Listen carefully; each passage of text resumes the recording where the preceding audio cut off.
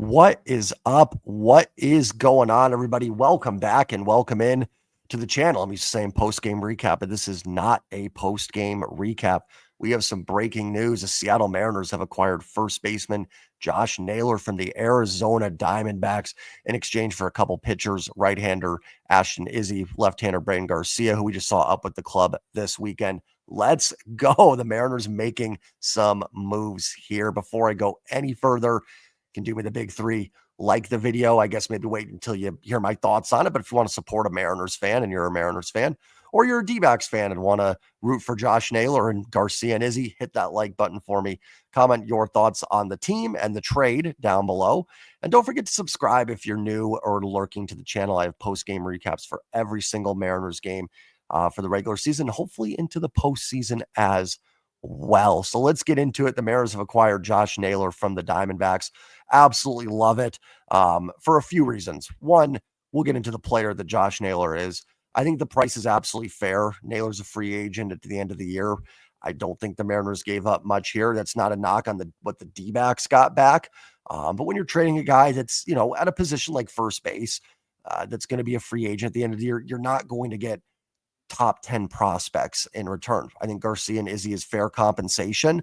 I'm not a prospect guy. If you're a D-backs fan here looking for more info, there's plenty of other Mariners content creators that could break it down more.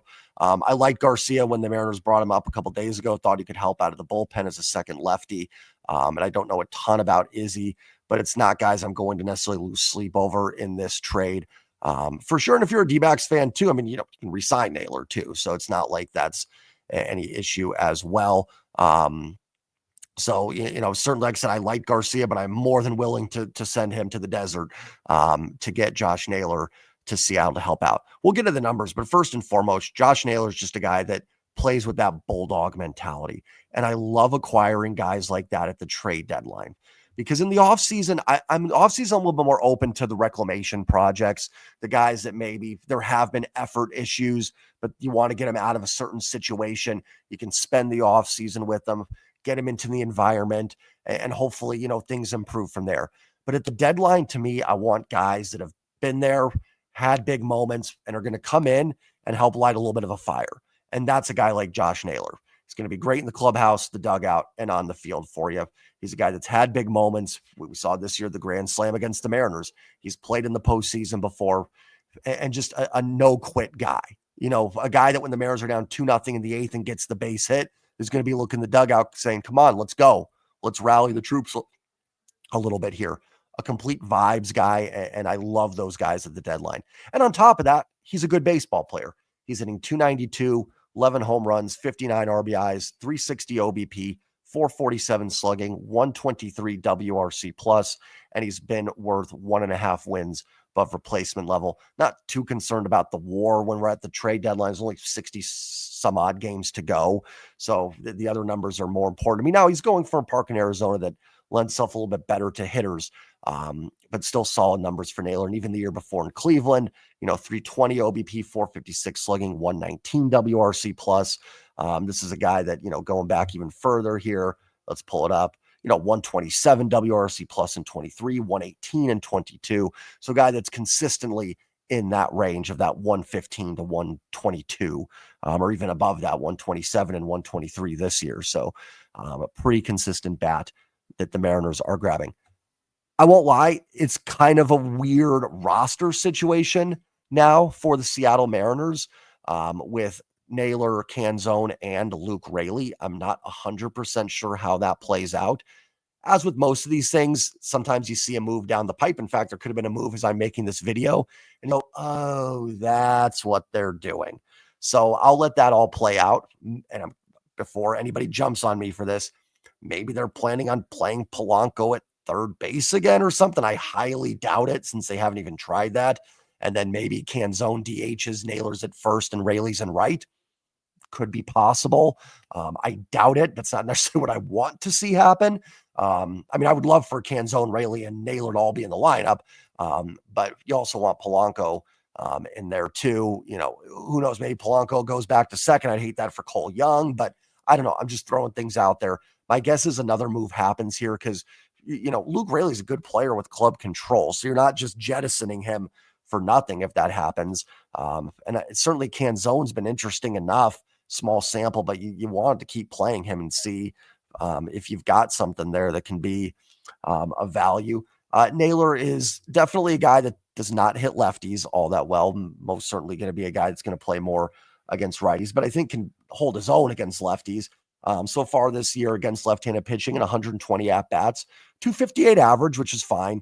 OBP's low, 297, slugging's 358, OPS is 655 with those numbers. So he also has 2 home runs off of lefties, 21 RBIs. Not that is, the RBIs are contingent who's on base in front of you. So like not a complete disaster against lefties. It's not someone that's, no chance, but certainly a more valuable bat against right-handed pitching, which is what you see more of in baseball for sure. So that's where I'm talking about. It just makes it kind of tough. I don't know how it's going to play out. Now, I want to be clear. I'm saying I'm not sure it's going to play out. That's not a dig on Naylor. That's still a good acquisition. Even if they just keep all those guys and just rotate it all through, Naylor makes your team better. And I'm absolutely fine with the price the Mariners gave up here to do it. Like I said, Garcia, I think, I thought could help the bullpen a little bit this year. I don't know as much about Izzy. Again, if you're looking for that, going to be a lot of other Mariner content creators that dive into prospects, study it well, and they'll be able to give you more info on that. But just from what I've seen and what I know, no problem with the price that the Mariners paid here to get Josh Naylor. So excited. Obviously, he will not be there tonight. I'm assuming we'll see Naylor in the lineup tomorrow against Soriano and the Angels. And I'm curious to see how this plays out roster-wise. Does it mean Solano's gone initially? Maybe, but Solano was kind of your guy to hit lefties, and he's not doing that. I don't know. We'll just wait for it to play out. I'll have more info tonight in the post-game recap if anything else comes up. But I'm excited. Like I said, not only is Josh Naylor a good hitter, I think a really good guy to have on this team down the stretch. I think someone that's really going to help lift this team. Him, Cal, Randy, Julio, the vibes are going to be really solid. And the good news is here, we're a week before the trade deadline. I don't think this is going to be even close to the last move the Mariners make. And you know what? Jerry and Justin have done a good job at trade deadlines, in my opinion. I think there's been some offseason failures. I don't think they're perfect by any means. They have flaws. But I thought last year they actually had a good deadline with Randy Rosarena. I think Jimmy Garcia, if he didn't get hurt, would have been a nice addition. Justin Turner was really solid. Even JT Chargois did a nice job for them last year. I get there was some beef with the Seawald trade the year before. I actually don't think it played out terribly for the Mariners. Rojas gave them some value at a position where they were really lacking. And then, previously, 23 was bad deadline for the Mariners. Didn't really do that. Was a Seawald trade, excuse me. That trade I was okay with. They could have done more to kind of supplement the roster. They didn't. But then 22, you had Luis Castillo.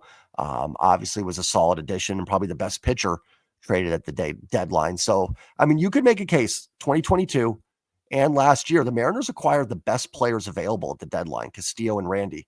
I don't know if Naylor will be the best guy that's traded. I'm assuming the D-backs are still listening on Gino Suarez. And the Mariners could definitely still be in on that. I still like Willie Castro in Minnesota. Get Castro and maybe Griffin Jacks in a trade would be ideal. Pittsburgh, with Kiner Falefa, maybe to take the Dylan Moore role. Bednar, Santana out of the bullpen there. All just some names I would keep an eye on. Ahmed Rosario is a name I'd keep an eye on. So we'll see what ends up happening here. Wouldn't be shocked if Luke Raley's included somewhere in a trade. I just don't see where he fits in with Naylor being added, but it's tough because Raley's under club control. So I don't know. I don't know how it's going to play out. It'll be very interesting to see. I'm excited to see Josh Naylor in a Mariners uniform tomorrow. Check back in tonight. We'll have the post-game recap. We'll see if we can celebrate a solid trade with the solid win. Take care, everybody. Like, comment, subscribe. And as always, go Mariners. Peace.